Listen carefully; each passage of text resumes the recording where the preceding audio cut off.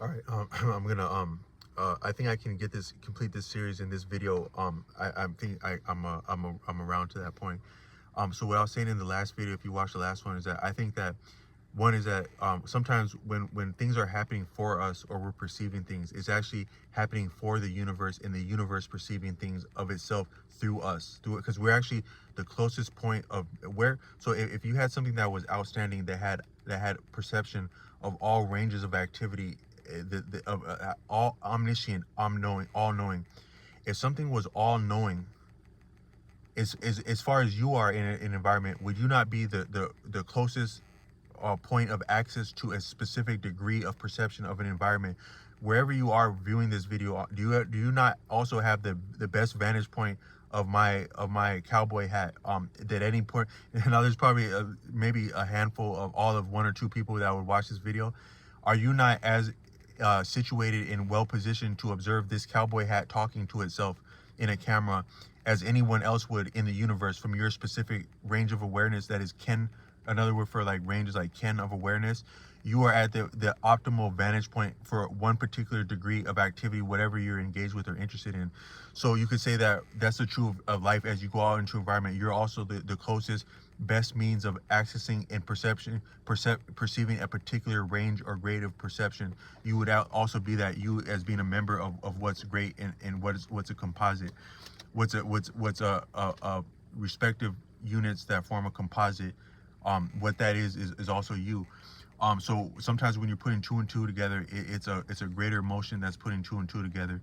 But we can put two and two together. It's our prerogative, and that actually be one of the keenest forms of insight. Some of the most brilliant people that I've encountered online and also known in real life, like the Order Osho, and then some influential people that I've met in my life that I've referenced on other videos. They were outstanding for exercising their prerogative to put together insights and clues of an environment and of people to an effective way that they could manage and have a real manageable grasp, if not leverage, on an environment and people by doing that. And so we can do that also. But sometimes you do put two and two together. So like I was saying, like I did a video recently where I called myself saying, man, I found this gas station that's so cool. I probably sounded like a character like on a movie, because like when I was young, there'd be like the story. I think the story is called Hansel and Gretel. It's like a story of like these two children that they go on a trip through the woods with their parents, who ostensibly have their best interests.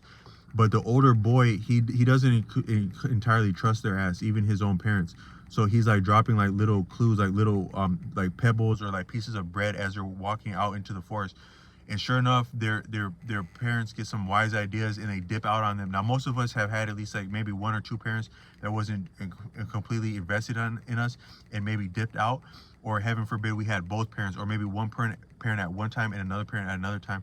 But that's some serious stuff, as serious gets, when your parents dip out on you for their own selfishness or their own whatever they got going on. They dip out on you when you need them somewhere, or maybe they led you somewhere to dip out on you. That's some crazy stuff. But this Hansel, he was wise to that for his own sake and his sister, so they had a means of getting back, because he was dropping little hints and clues to himself. So we should always be picking up clues in life, wherever we go, however we go, whenever we go, whatever we go.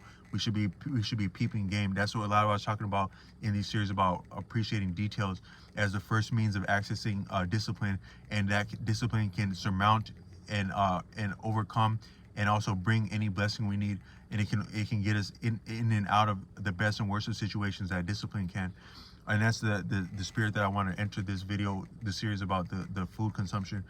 But then my mom would like transpose is like when you take the same music or like mathematical terms, and you just change the expression, but you change the terms, but the expression's the same. So my mom would do that story for me when I was a little kid. I loved stories when I was little, and especially like with my mom, and she would tell me that story with my older cousins, who I thought were really cool. And she would put their names in there. They were in the woods, this and that, and this and that happened. And one story like that, they came across like a house. They were in the middle of nowhere, and they come across a cottage that has candy on the outside of it. It's a little bit too good to be true.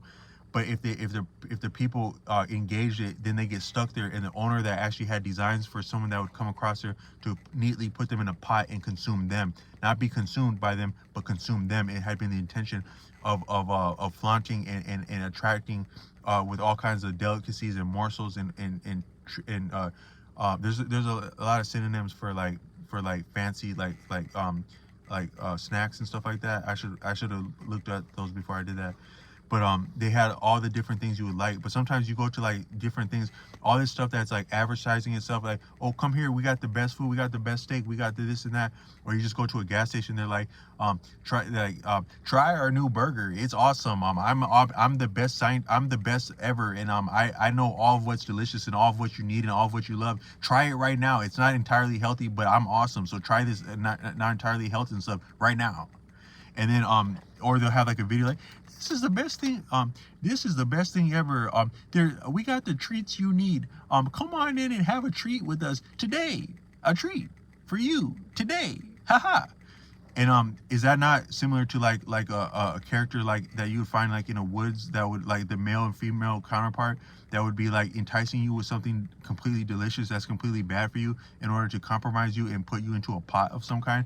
So that's a lot of what I meant, is that life is, that's just a more general saying that we're being we are being stoked to overconsume to our detriment and downfall, as a point of losing what power and agency we have and leverage, and coughing it up to people and interests that do not have our best interests, to say the least.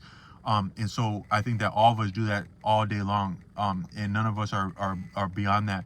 But only thing that I would say is that I talked to a person at a gas station recently, who I said he would appear to have like a nondescript government role, or some kind of service that he did that it entails more privy to things that go on, and also more like agency about like getting things done.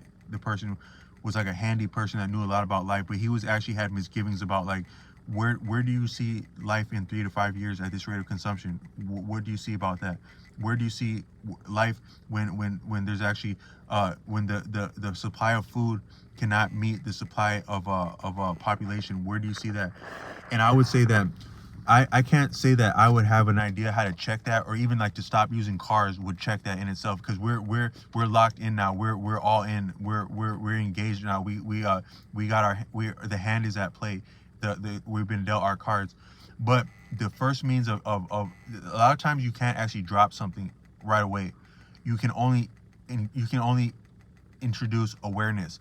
By introducing awareness, you change your perception, therefore your decision making, therefore your habits, therefore your patterns, therefore your outcomes. By awareness have been the first thing. So the other videos I was saying awareness around detail, like just focusing on yellow as the first means of training and disciplining awareness to inform all other forms of discipline. The next step would be to address like the problems of making life viable on earth, would be like around like consumption. And the first of which would be starting with food, that most of us overindulge food to our detriment and downfall.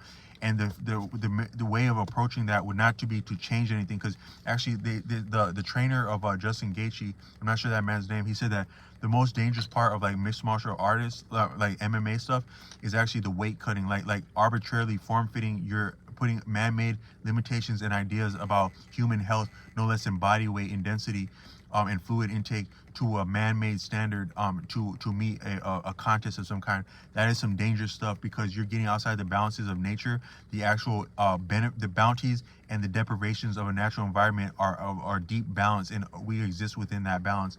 But that's already thrown way out of whack now. But to further go there with like introducing a diet of some kind, that could be very dangerous. But just to be aware of our intake, in that we are not being offered this much consumption for our real benefit, and also this consumption costs the environment and also one another, because it actually costs to put food on the table. Something had to lay down in order for food to be put on the table, including other people, whether in terms of like time and money or whatnot.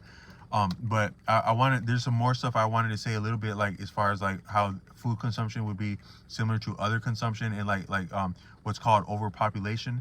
And that I'm not one to be a much of a dip to say that we should stop we should stop having fun like making family for overpopulation. But all I meant to say is that a lot of the things about like flattery and like individualism, it affects what's called romance, and is differently than those times when you really fell in love with someone.